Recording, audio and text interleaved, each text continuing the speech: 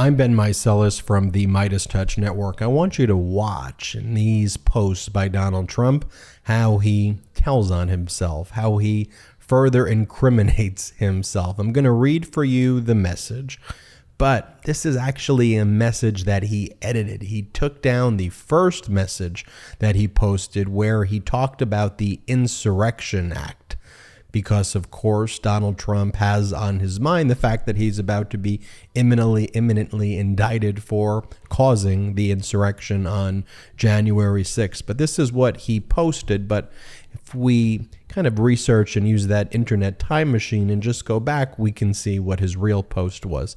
So here's what he wrote. He goes, "Whatever happened to the Biden documents case?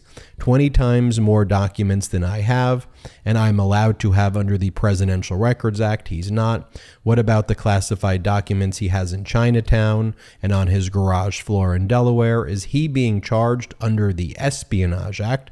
What about Penn Center, which receives China money? Or the 1,850 boxes that he is not wanting to release? Was Obama, Clinton, Bush, or others so charged? Not only Trump," and he puts that in caps, "because I am illegally being targeted." You are not illegally being targeted. You illegally obstructed justice. What makes you different from everybody else who you listed was the fact that when you were told to return the classified records, you didn't. Not only did you not return the records, but you enlisted the help of your co-defendant Walty Nauta and probably others who were caught moving the documents, hiding the documents, concealing the documents. In fact, you lied to some of your own lawyers about having returned all of the classified records and sensitive compartmented information back to the Department of Justice. And the rest of this is pure rubbish. The Presidential Records Act is not a criminal statute.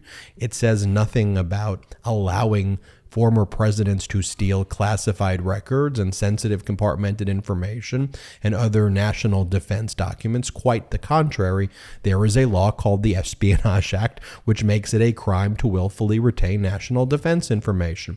There is another statute called making false statements, another one called conspiracy, and another one called obstruction of justice. Criminal statutes.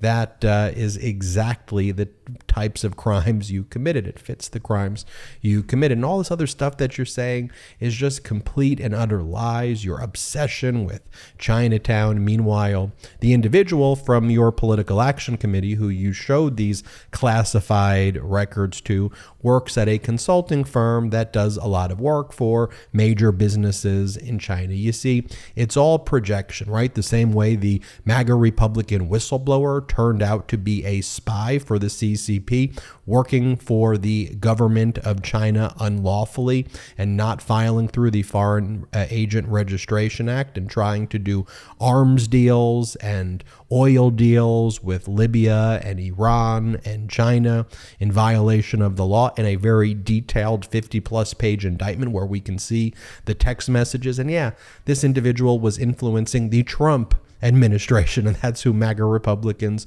hold up as their so-called whistleblower. But now let's compare that message.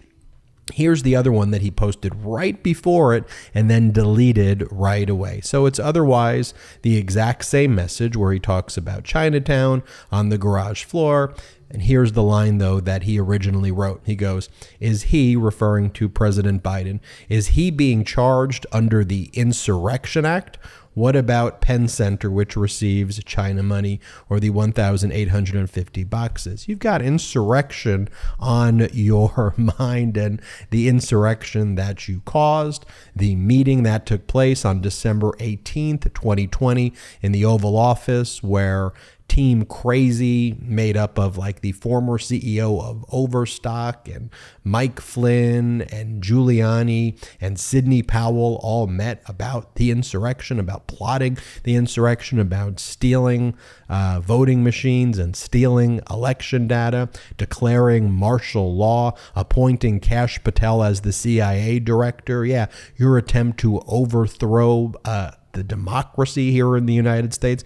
So he's got insurrection on his mind, and that's why he wrote Insurrection Act, because let me tell you, each and every day when he wakes up, this is what he thinks about. Here's Trump's next post. He just posts this article of the National Pulse. And the article says, election professor, Trump is the new mainstream in the GOP. No one can beat him. And when you read the article, it says, Alan Lichtman, famous for correctly predicting the outcome of every U.S. presidential election since 1984, barring 2000, says Donald Trump is now the mainstream in the Republican Party, and no other GOP presidential hopeful stands a chance of winning the party's nomination. The American University professor, himself a fierce critic of Trump, said ex-MAGA arrival Ron DeSantis was an abysmal candidate who lacks Trump's appeal and personal charm. To the MAGA base, Lichtman was clear that other candidates, sometimes described as standard bearers of the Republican mainstream, had no chance and were no longer the mainstream. Quote, here's another mistake that all the commentators make. They pose Donald Trump against the so-called Republican mainstream, he explained. And that's something that we talk about here a lot on the MeidasTouch Network. The Republican Party is gone. They're not the conservative party. They're not Republicans anymore. They are, you can call them MAGA Republicans, the Trump party, but they're not, there is no real Republican party. We saw that on display over the weekend at that Turning Points conference led by Charlie Kirk, a MAGA Republican. That's now what's mainstream Republican. Things like this, like Lauren Boebert saying that she's a professional rhino hunter, referring to Republicans in name only, what used to be mainstream Republican. Play this clip of MAGA Republican Lauren Boebert. Know that we have the power to unite and take everything back. Take it all back from the socialists and the communists and the dictators who want to destroy our country. And even in the beginning of this Congress, me and 19 of my friends and I, we even showed that we can take back our country from the DC establishment because we are professional rhino hunters.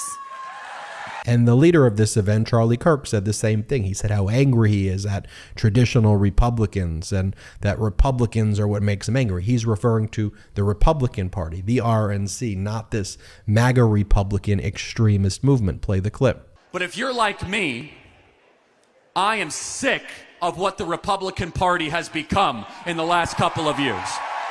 Do you agree?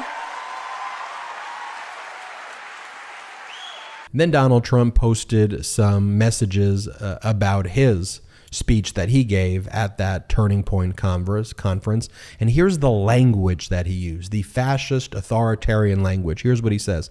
He goes, your historic mission, this is what Trump's writing. This is what he's telling audiences at his speech. Your historic mission is to liberate America from these communists. And that is exactly what we are going to do together when we all together become the 47th president of the United States of America. This is dangerous language that he is using, referring to everybody who's not part of the MAGA cult as communists. And he's referring to causing gravest injury to his political enemies. And he's referring to it in terms of violence. Your mission, liberate. Here's his next one, final battle. Here's when he goes, 2024 is our final battle. With you at my side, we will demolish the deep state. He uses this language and then he goes, oh, I didn't really mean demolish like physically. I didn't mean battle like a real war. Yes, you did. That's exactly what you mean right here, trying to incite violence. Here, Trump spreading lies about the economy. Trump issues dire warning about the economy if country doesn't reverse course, worse than recession. Trump and the MAGA Republicans put so many poison pills in our economy to try to crash our economy when President Biden took over. But President Biden thankfully steered the ship in the right direction with critical things like the PACT Act and the Infrastructure Act. and the Inflation Reduction Act. Here's Donald Trump's next post. He writes, "The great silent majority is rising like never before, and under our leadership, no forgotten man and woman will be forgotten no longer. With your help, your love, and your vote, we will put America first and we will make America great again." Notice he's never actually talking about doing anything. There's no actual policies here other than declaring war on the others. And MAGA, let me be very clear, is not the great silent majority. It's the very loud and obnoxious minority of people. The silent majority of people who are people in America want to not spend their weekends at fascist circus rallies. They want to spend their weekend with their family and doing hobbies and reading books and watching movies, watching TV, spending time with friends and colleagues, working. That's what most Americans are doing, not this ridiculous fascist cosplay. Let me show you right now also, just compare those posts with the stuff that President Biden's posting. Here's what Biden posted on the same day. "In my book, every day is National Ice Cream Day." But more seriously, Biden posted, "We've helped create over 13 million new jobs, including over 800,000 manufacturing jobs. The unemployment rate has remained below 4% for 17 months. Inflation has come down by more than half. It's no mistake. Bidenomics is working." Here's another post by him. 13.2 million jobs have been added since I took office. Unemployment is near historic lows. Wages are rising. More jobs and lower costs. That's Bidenomics. I just have to show you that contrast right there. Normalcy, doing things for people, making government work for the people, focused on what we can deliver together. Again, talking about compassion, intelligence, decency. And then you have Donald Trump stoking hate and violence with that horrific rhetoric and also further incriminating himself.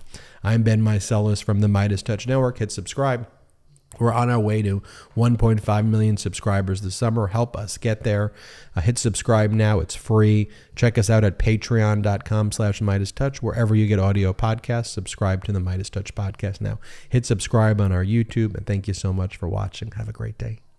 At MeidasTouch, we are unapologetically pro-democracy, and we demand justice and accountability. That's why we're spreading our message to Convict 45. That's right, gear up right now with your Convict 45 tees and pins at store.MeidasTouch.com. That's store.MeidasTouch.com.